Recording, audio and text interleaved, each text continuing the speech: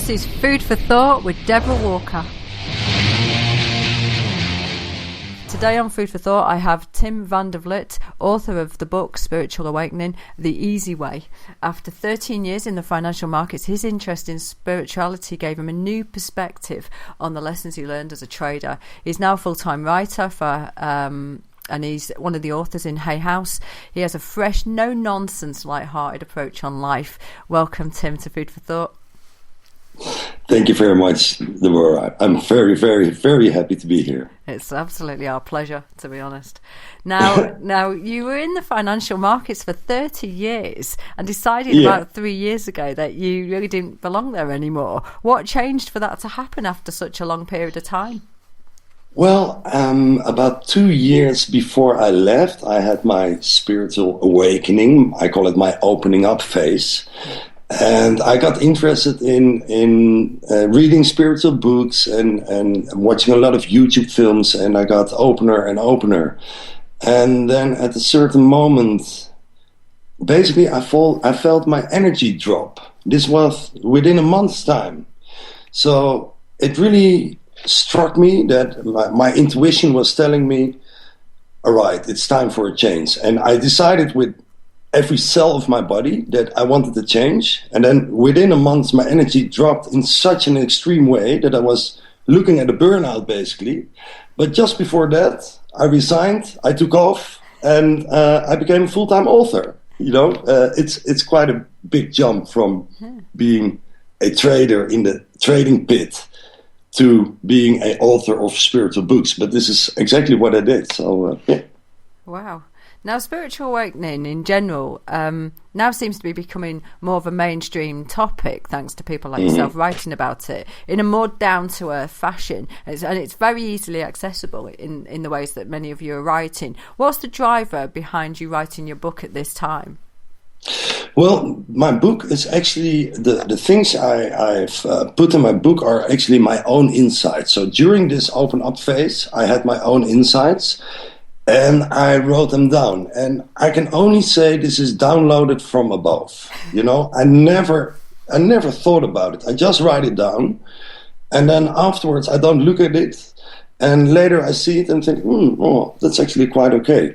So when I stopped working, as I just told you, for 1 week I was saying to everybody, I'm not going to do anything for 3 months' time. And after a week I had this happy thought, you know, that maybe writing a book, maybe making a book out of all these collections of thoughts I have is actually quite a good idea. And 6 weeks later, the book was there, all designed. And because my book is designed, you know, it's black and white designed. It was designed, it was on the bookshelf, it was just there. So within 6 weeks' time, it just came into existence. Incredible. So there is not a real why. I mean, I can make a story out of it now, but it just happened basically. But what I do is I make spirituality very simple and very accessible. For example, in my talks, I talk about that spiritual awakening is for 80% personal development. And personal development is, simply said, it's being less from the mind or living less from the mind and more from the heart, which is what spiritual awakening is about too. And then there's one more step. This is the extra 20% over personal development. And this is to take care of the collective in a broad sense of the word, take care of your surroundings or of the whole world if you want to. You know, so that is the difference between personal development and spiritual awakening. It's to take care of the group, basically. And can I just come back to the typography in the book, because it is a lovely book to actually read, and you reminded me of the design. It's a business guru's book from years ago. And I know what you're going to say. Go on. It's Paul Alden. And that's one. Yeah. He was. I just thought the way that you joined the thinking with the typography was really, really lovely, and it made it such a lovely flowing book in many ways. Not just when you read it, but aesthetically, it was very, very pleasing and very encouraging of change as well. Yeah, I think writing about spirituality or a book about spirituality, it doesn't have to have a lot of words. It's actually, if you downsize it to few words, you get more to the essence. And also, a spiritual book can look good. Why not? Yeah. You know, like spiritual people can wear beautiful shoes. You know, spirituality and products can go together. You know. And in many respects, it kind of fits in with the whole joy aspect that you talk about. So it's not just on the level of intellect, but also on the level of aesthetics as well.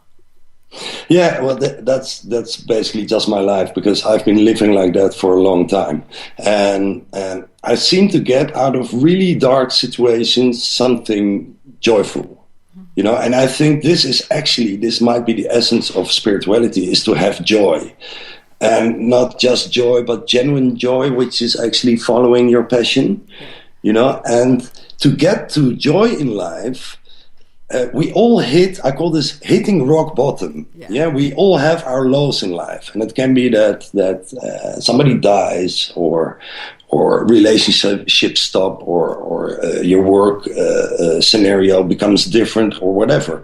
We all hit rock bottom. And I have this saying that, and this is not set in stone, but this is just when something negative is happening in my life, the mantra I use then is, everything is always perfect if I can just take the right point of view, you know, or if I can just take the right perspective. And hitting rock bottom is actually essential for a joyous life, because I've hit many rock bottoms, and from every rock bottom I learn something.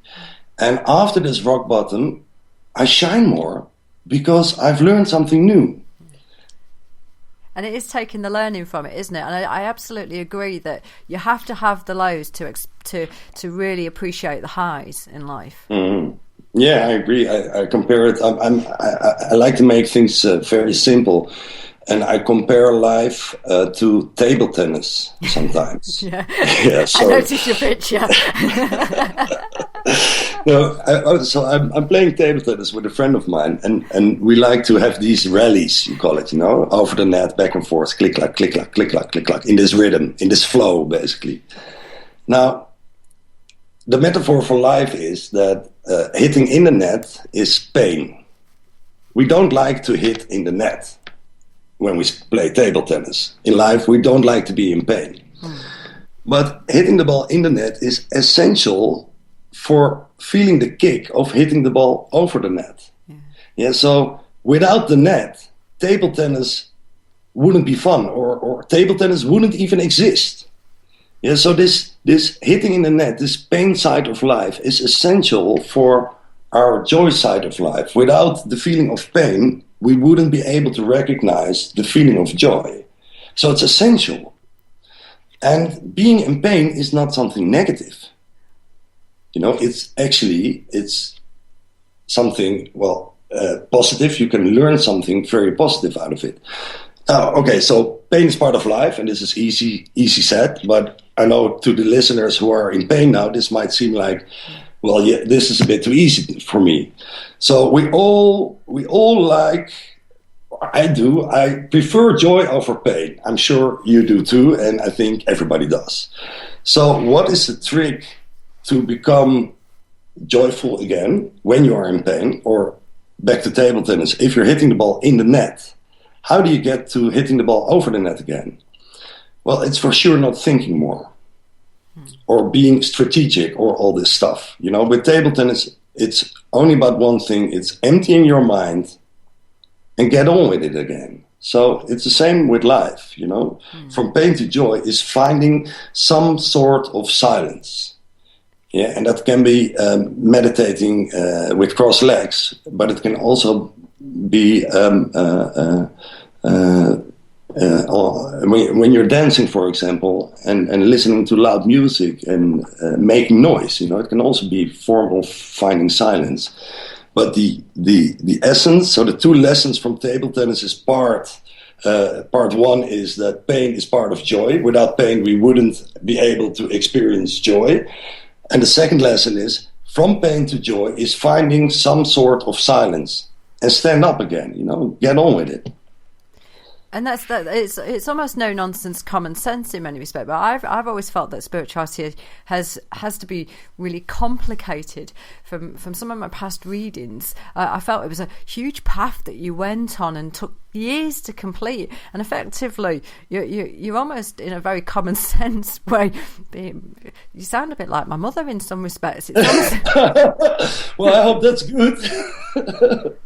It's almost like, just be sensible about this. But the book's broken down into 5 easy steps, hasn't it? Which is about, letting go, breaking free, having fun, Yeah. Yeah, and it is, and my book is called The Easy Way, and of course people react to that like, there's no easy way, especially the people the same people tell me that I shouldn't talk so light about enlightenment. I'm like, wait, why not? She would be happy about enlightenment, but it wouldn't be part of your path. It has two sides. The easy way is you don't have to read more or know more about spirituality. It's actually about knowing less. Yeah, so you don't have to read libraries full of books to know more, so you become more spiritual or more enlightened. That's really not what it's about. On the other hand, it is about, and this is step 1 in my book, to break free. It is about being honest to yourself about where are my fears? What are the thought patterns that are holding me down? And this is about being honest to yourself. And this may be, and I think it's a lifetime process. So it's actually easier and more difficult than we think it is. And this is like playing a game of snooker or pool. You think you will never pot a ball, and then you stop caring about it, and then you pot 3 balls. So everything in life is always easier and more difficult as it seems. And this is a paradox, I know, I love paradoxes, but if it's easier and more difficult than it seems, it's basically what you believe is what is true, So if you think in a light way, and it can all be easier if I can just take the right point of view, life becomes lighter and easier. And can you explain what you mean by, because you talk in the book in the step 1 about breaking free from our collective dream. What is that collective dream you're referring to?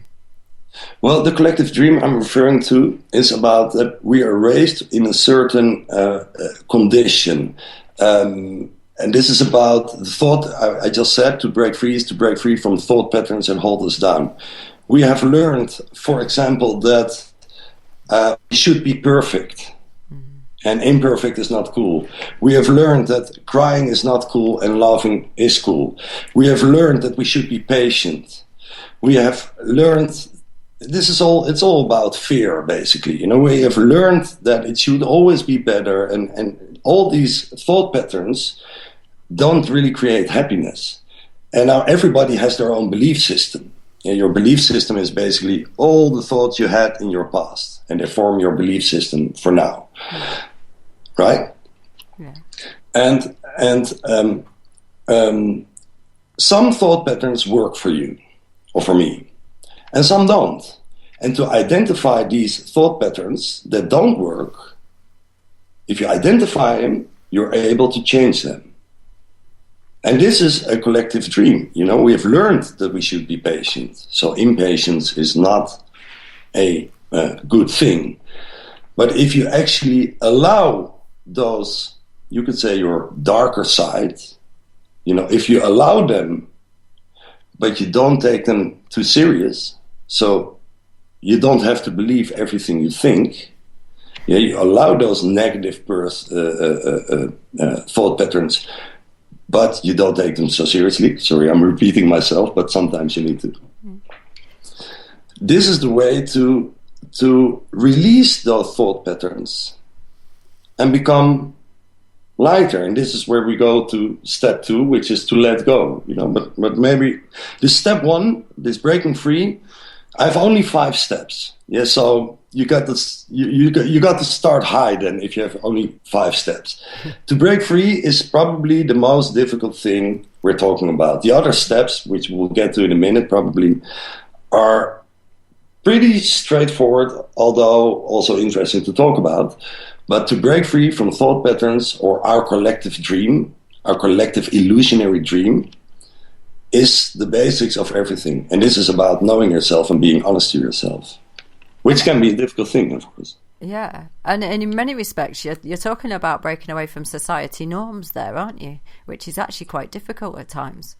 Yeah, and I have this saying, and I write this down. I wrote this down in my book too. That the only rule is no rule. Yeah. I think it's another paradox, by the way. But I think if you live rule-less, that you start to live your true potential, and you start to help people automatically. So you don't need all these rules that give you your values and that our society wants to force on to us. Now, having said that, it's of course great to learn the rules, because if you don't learn the rules, you have to learn the rules. You don't have to do anything, sorry, but by learning the rules, you can break the rules. If you just break every rule around you all the time, people have a difficulty talking with you because you're too impulsive, actually. Yeah, so it's really good to learn the rules. You know, my 13 years in the financial world has not been for nothing. It was to learn the rules about economy and finance, to learn that our economic system is based on an illusion. And this is also part of this collective dream. You know, so it's really okay to be wherever you are. It doesn't matter if you're a yoga teacher, a farmer, or a solicitor. It really doesn't matter. You know, anywhere you can learn your life lessons or your spiritual lessons.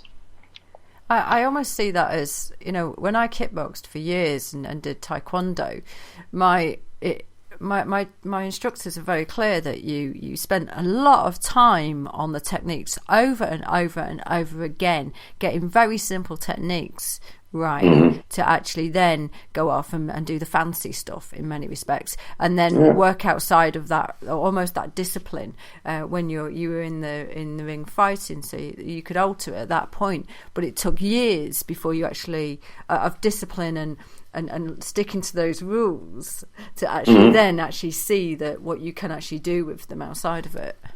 Yeah, and this is how rock and roll came into existence. You know, the musicians, they learn to play the guitar. Yeah. You know, and they learn the rules. Yeah. And then when they're good enough, they can break the rules. Yeah. And the same goes for science, for mathematics. You know, Einstein or one of my favorite scientists, John Forbes Nash. They learn the rules to break them, and it's basically to learn is to be rational. You know, it's all right to be rational. There's nothing bad with being rational.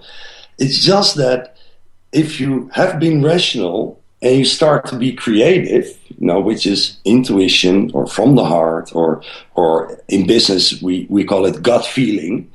This is where you really start changing whatever it is, you know, your business, science, taekwondo, qigong, tai chi, the world, you know. So this rational part is not a bad thing. And it's, if you rationally understand how your mind and your body works, and this is step 1 and 2 in my book, basically, then you automatically go to this intuitive part, or this heart part, or this gut feeling part, which is step 3 and 4. And from the mind to the heart is this personal development. It's getting your life on track, basically. And to do what you like is a little bit light, but yeah, well, it's to follow your passion, basically. To find out what you love and to understand your mind and body. This rational part is essential for getting to the creative or the heart part. Yeah, and you know, you talk about rules. Are rules more part of a patriarchal society, though? And it yeah, and you know, it is you know, our society does not like you going against rules and you being a rule breaker. It likes that whole discipline side to living life.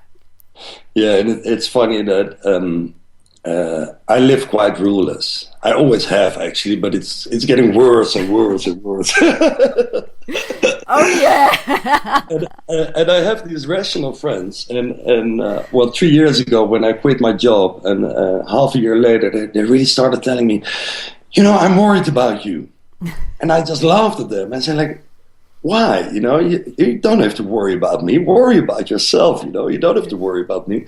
Like, no, but you stop you made such good money at the exchange, at the financial markets, and now you're writing about spirituality. There's something wrong with you. And I said, well, you don't have to worry about me, please. Let's I buy you a beer. And now it's 2.5 years later. And about 1 year ago, one of these friends he told me, I have so much respect for you because I don't know how you do it. I don't understand. And it's not about understanding, of course. I don't understand. But you seem to do everything you like in life, and it goes in a way that you want it to go. But you're not stressed about it. How do you do that? And I said, well, we talked about this 1.5 years ago, didn't we? You were worried, and I said, don't worry about me. So it's really funny that your question was about rules. Yeah, rules is about society doesn't like if you break the rules. But then if you take a right perspective, if you look at successful businesses or musicians or the greatest artists, they all break the rules. And successful business is, for example, the computer I'm looking at, a Apple computer. Steve Jobs, he hit rock bottom. He quit his university studies while his family was really poor, and this was really a feeling of guilt, and he was living a low life. And this is where he did a course in calligraphy, Japanese letter writing. It's funny, I'm in Japan now, so it's funny we talk about this. And this is where he truly loved what he did. And this was the basis for making beautiful design. This was his from the heart thingy, you could say, his creative part. He broke the rules, and this is why Apple is such a successful computer brand. The computers are 2, 3, 4 times more expensive than other computers, but people love it because it's beautiful. There's something from the heart about Apple, about Apple computers and iPhones and stuff like that. So yeah, it is about knowing the rules is fine, but to break the rules is what truly gets you further in life. Or this is my philosophy. This is what works for me. I'm not telling anybody you should do this or that. My philosophy is I learn the rules, I study, I still do, only to break them afterwards. But that must come down to your inner understanding then, and your belief system that understands that which rules are ones that you want to stick to and which rules actually will not benefit you in the evolving of your life path. Yes, and this is going back to the break free, the thought patterns that work for you and don't work for you, the rules that work for you and don't work for you. So you could say that I have my own set of rules, which are different from society's set of rules, and often 180 degrees different. I do things completely different. But this is what works for me. But then I also break my own rules, all the time, because nothing is set in stone. And the only thing you really have, your true guide, is your own intuition, basically. So the rule of no rule, that's what it comes down to. And you talk continuously about intuition, and just recently, almost every author I've had on is talking quite a lot about getting back in touch with intuition, and it is part of that enabling you to move yourself forward and to be able to work from a level of passion and understanding of what your true heart wants. I totally agree, and the funny thing is that people that are on the spiritual path, they're more conscious of this fact, that they want to follow their intuition, but the other 95% of the people that don't have an interest in spiritual books, they're doing exactly the same. Because, it's only in business, we call it gut feeling. Yeah. And this is my when I started trading at the trading pit. So this is the option market. These guys with the collar jackets, that are yelling quotes all the time. I was one of these guys, and my boss, who was a complete alcoholic, he was hitting his fat beer belly all the time. He said, "Gut feeling, gut feeling." And actually, day one, he told me the two most important features of a trader, of a good trader, of a trader that makes money. It's nice and simple in the financial world. If you make money, you're good. And the first lesson is, or the first feature, and for me a lesson, a good trader doesn't have a big ego. This is the financial world, day one. Can you imagine? It's absolutely bizarre, I think. A good trader doesn't have a big ego. Because if you have a big ego, you either become too big for your boots, you feel too good about yourself, and you start to make mistakes because you don't think anymore. You think, I can do anything. The other side of ego is you become fearful. And if you have shaking knees and you become fearful of doing a trade, you're going to make mistakes too. So either way of being euphoric or being in fear is going to make you lose money.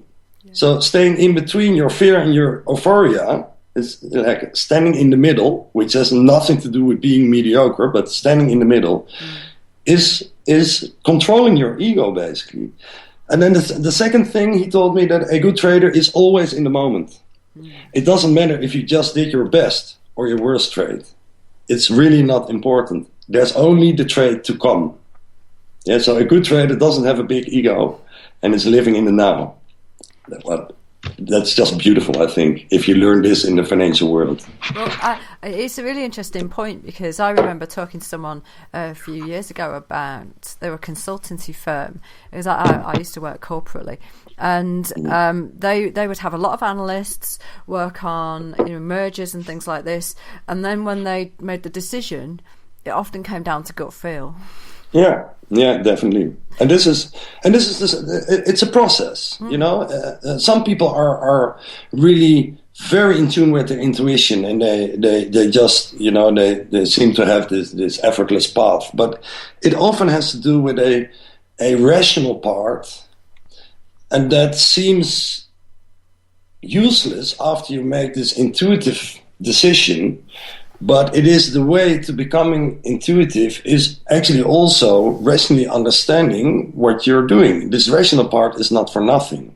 And here, I change a little. I'm a little bit different from other spiritual authors who say ego is bad, basically, and a complete loss of self is my goal. Well, I think this rational part, it's about the balance between being rational and being spiritual or intuitive. Because if you're only intuitive, you become impulsive, and you start to hurt people. It's like somebody with the illness borderline, right? These people are too impulsive. They say anything that just comes up in their mind. It doesn't work. And being only rational is, well, first of all, it's really boring, I think, but then you can't follow your passion. So it's these two imbalance where I believe that if your intuition is the boss and your mind is the faithful servant, this is where, but you use both your intuitive mind and your rational mind, with your rational mind serving the intuitive mind. This is where you create a life filled with joy, genuine joy, following your passion, and still be normal to talk to. This is, by the way, a quote of Einstein. I'm sure you recognize it. Einstein said, "We have granted a sacred gift called the intuitive mind and a faithful servant, which is the rational mind. But we've created a society that has forgotten about the gift and honors the servant." Yeah, and this is, you could say, in our world, corporate world, the economic world, we're being too rational. And I agree. But if you're only being spiritual, you don't have your feet on the ground and you start to float. I'm making all kinds of movements here, but of course, you start to float. So it's about the balance. Have your dreams high, and I dream extremely big, but I keep my feet on the ground. So my dreams are big, but it doesn't mean that if I'm there, I'm happy. I have my feet on the ground and I'm happy in this moment. Having big dreams with your feet on the ground means that I'm taking baby steps in my daily life. And I'm enjoying them. And this is extremely important, because if you're working on big goals, if you're like you could say my goal is to enlighten the world. It's quite a thing, but I have my feet on the ground. I'm being rational also once in a while. And I'm taking baby steps towards it. And this means also to talk with the people on the street. To be a light, to integrate the spirituality into daily life instead of being too woo-woo about it. And this is very important for me, my daily life. And I'm asking this question a lot. Am I enjoying what I'm doing? And the answer is most of the time, yes, I am. I believe, though, you're talking about rational mind, that we're very much trained in schools now to forget about feelings and emotions and see everything very rationally. And I think that the school system has partly done that, and it's almost trained us very much out of staying in touch with our gut and our feelings and our emotions. Yes, but I think I'm not worried about that, because first of all, school systems, they how do you say, they're sticky in time. Our global consciousness is really, really growing very fast, and our school is just the school system is just a bit behind.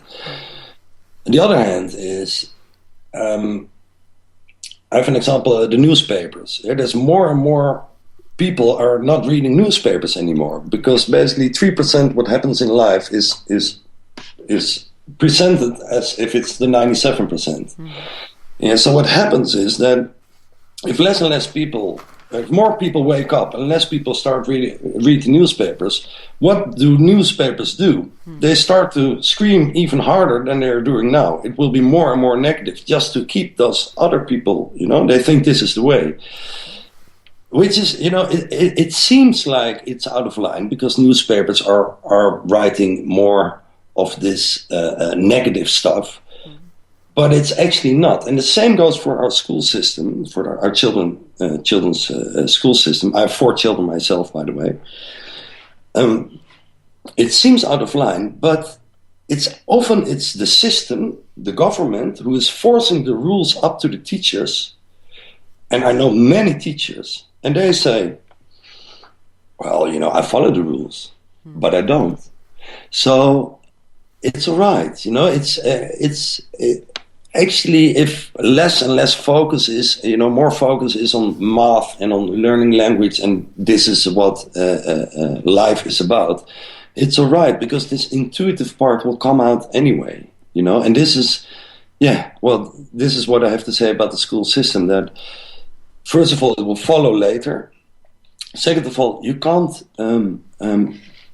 intuition will always come to the surface, and sometimes you need a dark place to see the light, basically. You can only see the stars if it's really dark.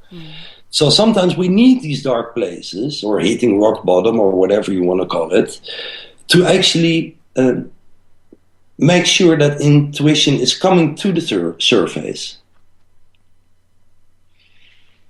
No, in many respects, we spend our lives pursuing or trying to find a spiritual awakening, which actually we were born with at birth. Agree.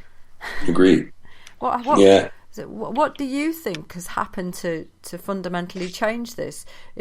I believe partly it's education and things like that. But what do you believe changes it? Well, first of all, I always make this joke. I'm now 44 years old, and I look like 34. And then my children say, like, well, I think you're missing the 3 for an 8, So they say I look like 84. My body is really healthy, so my body's like 24. My mind is like a 14-year-old, and spiritually, I'm 4 years old. And this is of course the biggest compliment. So I have 4 children myself. My children are now 15, 13, 10, and almost 2. And the funny thing is, the younger the children are, the more intuitive they are, because they don't have a mindset, basically. They're not educated yet. And in this, there is a certain moment where children start to develop their ego, you could say. And like my 13-year-old daughter, she's often moody. She's complaining against me about everything. She's criticizing me over everything. It's really interesting. So there is this time where we're born completely enlightened, and then we grow up. We start to develop our ego. We have to do that. To find out, we have to go into this dark place of developing our ego, you could say. And we have to do that so we can climb out again. And this is very important. So developing this ego is not a bad thing. It's essential so you can climb out of it again. If you've never been in the mud hole, then there's no fun in life, actually. And you see this often, that people who experience a lot, like a lot of dead people and really, hit rock bottom often, they're often very happy in life. Because whatever negative thing is happening to them at this moment, they've been through a lot more in the past. And they think like, hey, well, this is not going to get me down. And then, I see you're laughing. Which worse could it get? Yeah. And there's people who didn't experience so much, and both parents are still alive, and there's enough money, and there's beautiful clothes, and enough friends, and these people are often complaining about life. So it's to be in this darker phase, or to develop our ego, because we were talking about children, is essential. And this is also sometimes it's difficult with my 3 children that are in their puberty years, because they get a big mouth to their dad, and it's sometimes difficult, but it's essential for them to develop their path. And this is actually the only thing I tell my kids when they're really young. You have your own way, Don't trust anybody, and especially not adults, because they're bluffing their way through life. Some kind of education or upbringing.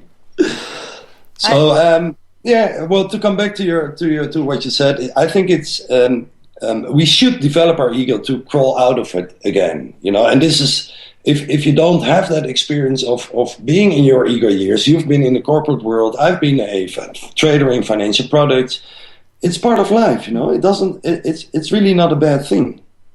Yeah, I think it's funny when you just say about bluffing your way through life. I do think you get to an age in life when you realise that everybody is bluffing their way through life. Yeah, and this is a wake up call. This is one of the wake up moments. But then if you say this to somebody who's bluffing their way through life, they could be slightly upset about it. Yeah. So you upset their ego. Yeah, exactly. Yeah. So this is all this step one still. This breaking free. It's and to hit a rock bottom is smashing your ego down. Is actually what we're just talking about, and this is essential. So it's not a bad thing. And to break free is about changing the thought patterns that we always thought were true, but don't really work for us. Yeah. So imperfectionism, insecurity. To be insecure is bad. If I have more money, I'm worth more. It's the biggest nonsense. If you can take enough perspective, if you can zoom out enough, and then after this break free, comes letting go. So if you have a physical break free moment, is for example when somebody dies. And the realization that granddaddy is really not coming back is the moment where you start letting go. The same goes for a new insight. It's all right to be insecure, and I can use this insecurity as energy. This is what I talk about in my workshops. Really, really interesting that you can use your insecurity as energy. And if you have this insight, you get to the let go phase. And the let go phase is it's basically about allowing your body and your mind to get used to a new situation. And our body and our mind, they live in the past. Our body needs 7 years to change all the molecules, and our mind is, for me, it's a sum of 44 years. And this is my belief system basically. So they live in the past. So if you have a new insight and you are in the let go phase, and the let go phase is about nutrition and about doing yoga and sports and releasing that old energy that you don't need anymore, it's perfectly alright that these old thought patterns come back. And that's normal. It's the same idea. You allow them, but you don't take them too serious. Yeah. And so this is the first part. It's from the mind, I call it. And in my book, it's because what we're talking about now is what I talk about in my workshops. My book is all about changing perspective. Every page stands on itself. So I'm going a little bit deeper here, actually. So from the mind is to break free first and then to let go.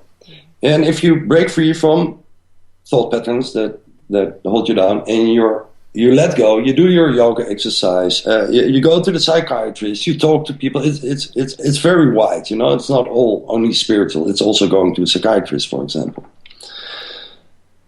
If you're able to do this, then you automatically go to I call it the from the heart part, or the intuitive part, which is step 3 and 4. Step 3 is to have fun, and this is just the core of spirituality. If you're being spiritual, but you're not having fun, well, something is not right then, I think, because the essence of a good life, I know this is simple, the essence of a good life is having fun, having genuine fun, following your passion. I think if you truly do what you like, you shine your light, like we're all little suns. and if you do what you like, you radiate that to your outer world. So enlightening the world is just, if you really like what you do at this moment, I'm shining here, by the way, but I'm quite alone. Doesn't matter. If you really do what you like, you start shining and you enlighten your world, literally. And a good example is my 2-year-old. If he's playing, or actually whatever he's doing, there's always people looking at him and they become silent. I call this the baby meditation, where 5 adults stare at a child that is just minding his own business. Like a child, if you do what you like, you're enlightening your surroundings. So this is the have fun part. Now, if you do what you like, if you're having fun, you automatically start to feel the force, access the flow, get coincidences or luck. This is rational people call it coincidences and luck, and spiritual people call it flow and synchronicity, of course. Cool stuff starts to happen, This is I call the step 4. I call it to feel the force, which is basically, if you don't force things too much, then the force is on your side, and things go automatically. You're in flow basically. Yeah. So these 4 steps are then personal development. Yeah. And then step 5 is so personal development is from the mind to the heart. And step 5 is to enlighten your surroundings. Which I just talked about in step 3, to have fun. But to light up your surroundings is about being aware that we're all an entity, an individual, and if I eat healthy, my system is working better, and I'm better able. I have more energy to help other people. So there's an individual part. The other side is that eventually we're just one big collective. Which you could call humanity. Well, it can be really simple. It can be your family. It can be your group of friends. It can be the football team you're playing in. It can be anything. Eventually, it's humanity or even the universe. And I have a really simple example that guys always very much like, and I say that football is a very spiritual sport, because in a football team there's 11 players and they optimize their own entity. They train hard, they eat healthy, they sleep well, But a football player with a big ego that only plays by himself and doesn't pass the ball, is not a team player, basically. A team with only egoistic players is never going to win, even though all these individual players are so good. So for a football player, there's an individual part and there's a collective part, the team player in us. And of course, zoomed out to life, it's exactly the same. If you're only working on that stuff that is good for you, and you never think of the collective, the group you're in, well, you don't. Yeah, it's for me not the way. For me, it's good to have your life on track, this personal development part. But the true joy, genuine joy, is about serving a collective, a group. And it can be from your family to serving the universe, if you want to make it really big. And this is the part of the step 5 to move towards the light. But surely you will never truly experience synchronicity in the way that it could be and flow if you are not working with the collective and influencing the collective. Yes, I think you're right there. Yeah, because if you start to, I want to say unconditionally love. I don't know why exactly, but if you serve the collective, you do this without a personal thingy, without a private agenda is a good word. Yeah. If you do stuff without a private agenda, then the collective starts to reward you for that. And I like to share a lot with other people, I'm very simple. I love to buy the first round of drinks in a bar, for example, and I think that this is just my way, always has been. And I get it back through another way. And sometimes I have the feeling that my karma is almost instant. I give somebody on the streets some money, and I'm going with 6 children into a tram, and the guy in the tram says, he looks at me, and he's like, yeah, go on. I don't have to pay. But I agree with you that the true kick is about serving this group or this collective. This is where our true joy comes from, and this is where synchronicity or flow really starts to flow. Yes, I agree with you. Yeah. And is this really where we start to truly experience our deep levels of joy? Because until that point, it doesn't really flow back in the way that we'd want it to. Well, there's 2 ways. Because I'm now in Japan, yes, and I have a Japanese wife, and I'm here on a holiday. And what you see in Japan, and I think this is very interesting. There's a lot of differences, but one specific difference is that children at school are taught to fit the collective here. You better compromise with the rest. If you don't, you have a problem in life. They have the saying, the nail that stands out will be hit with a hammer. In other words, better conform to the rest, otherwise you have a problem. And we in the West, we raise our children to be unique, to stand out. Now, so we raise our children a little bit more individually, a little bit more egoistically, basically. And in Japan, people are raised more from a collective point of view. What you see here is that people serve the collective, but they don't enjoy it because they have never learned what they want themselves. While we in the West, we learn to optimize our individual part, but not think of the group. So it's standing in the middle. And this is what I love about traveling, and especially traveling in Japan, is to see all these differences and to stay in the middle of this. So to a Japanese person, I sometimes say, you can think a bit more about yourself. What do you want? What do you like? It's not about me or the group, but what gives you passion? And this is about knowing yourself. This is, you could say, the rational part. And to somebody in the West, I would like to say, it's all right, you know what you want. But what about the group? So think of yourself and the group. If you only think of the group, you might, the all is one principle in the spiritual world. It's beautiful. We're all a collective. I completely agree. But if you don't think of yourself, you don't have your feet on the ground, basically, then it's difficult to serve the collective. And it's funny. I'm a kind of a nerd, a math guy, you could say. But if you look at this all is one, it says exactly what I'm just talking about. It says the all is the collective, is the one, is the individual. Yeah. So it's not you're either an individual or a collective. You're both at the same time.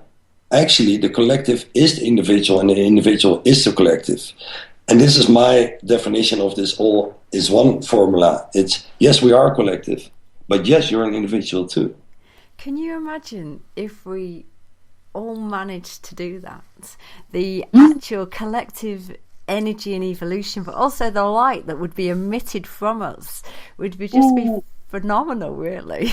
Yeah. Oh, when you say this, I get chills all over my body. Yeah, well, this is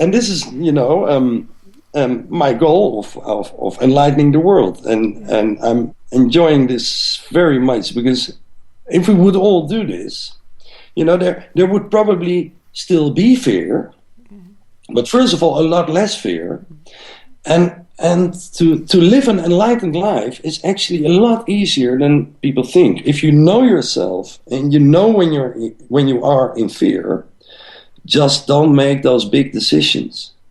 Like getting married, changing jobs, buying a house, whatever, whatever big decision you're facing. If you know you're in fear, better wait.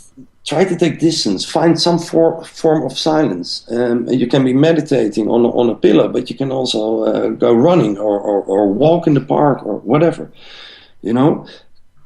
Try to see this fear for what it is, zoom out, and then if you can zoom out and you see it for what it is, then this love part comes up, this intuitive part, and you immediately get the answer. Oh no, I shouldn't buy that house, for example.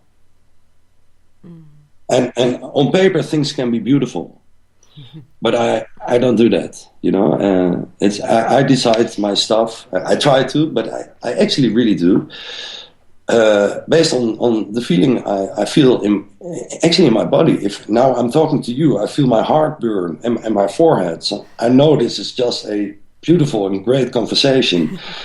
And if I'm facing some decision and I feel this stone in my stomach, I'm just saying, I'm sorry. Can I call you back?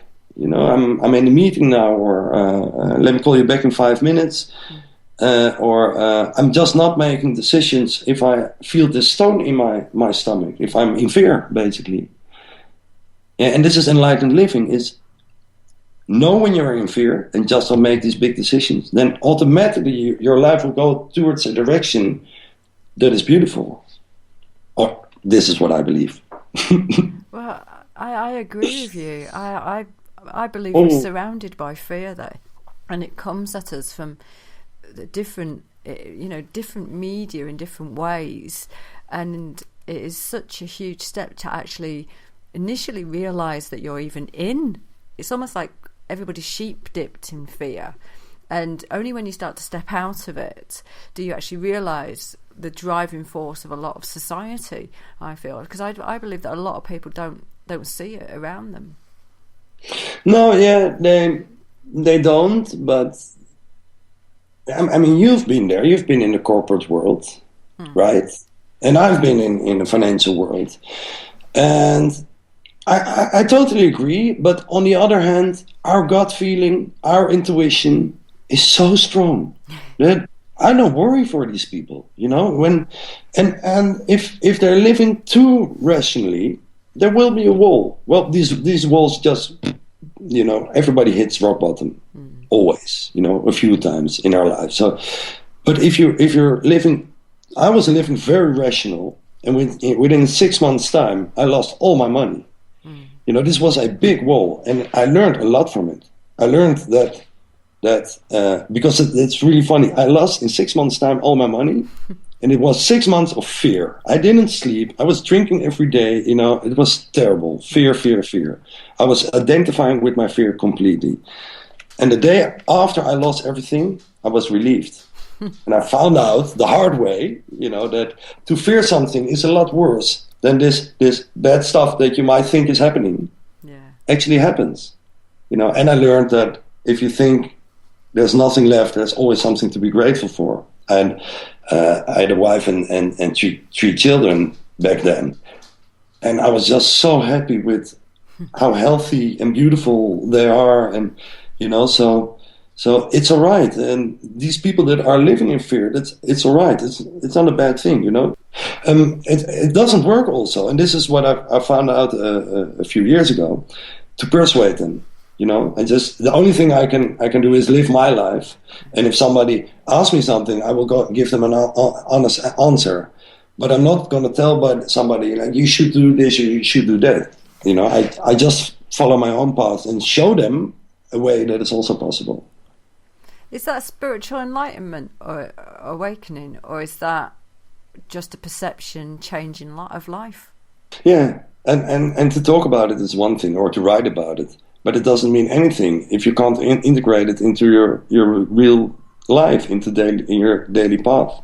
And this is I'm sounding a bit arrogant maybe, but this is what I'm good at. I'm better offline than online. You know, online is writing a book, talking on stage, posting on Facebook, stuff like that. I'm better offline. You know, I love to talk to people. And Granny at the bus station, and now I'm here in Japan.